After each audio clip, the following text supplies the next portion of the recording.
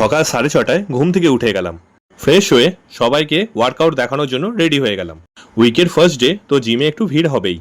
আমাদের জিম 3টে ফ্লোর নিয়ে আছে, তো আমি চেষ্টা করি সবাইকে যাতে ওয়ার্কআউট দেখানো যায় প্রপারভাবে। জিমে ঢোকার সঙ্গে সঙ্গেই আমরা ডায়েট চার্ট আর ওয়ার্কআউট চার্ট প্রোভাইড করে দিই। এবার আসা যাক মিল নাম্বার 1-এ।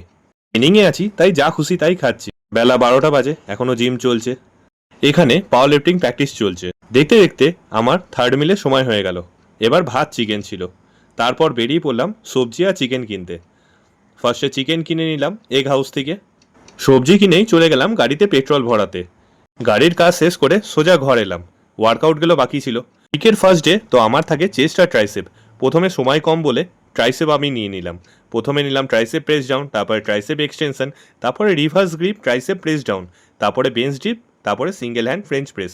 সব কটাই সেট, 3টে করে 15টা রিপিটেশন। স্নান করে ফ্রেশ হতে হতে 2:30 বেজে গেল। খেয়ে একটু রেস্ট নিয়েই 4টে বেজে গেল। ব্যাস শুরু হয়ে গেল বিকেলের সেশন। আমাদের জিমে বিকেল আর সন্ধ্যেবেলায় ম্যাক্সিমাম ভিড় হয়, তাই সবাই যাতে মেশিন পায় সেই চেষ্টা আমরা করি। এরপর এলো মিল 4, তারপর আবার ওয়ার্কআউট দেখানো শুরু। আমার মিলগুলো সব কটাই বাজেট ফ্রেন্ডলি হয়, এখানে কোনো সাপ্লিমেন্টের গল্প নাই। এরপর আমার চেস্টের ওয়ার্কআউট বাকি ছিল। শুরু করলাম বাটারফ্লাই, তারপরে চেস্ট প্রেস, তারপরে কেবল ফ্লাই, তারপরে ইনক্লাইন বেঞ্চ প্রেস। সব 3টে সেট 15টা করে রিপিটেশন। ব্যাস প্রণাম করে আজকের মতো দিন শেষ।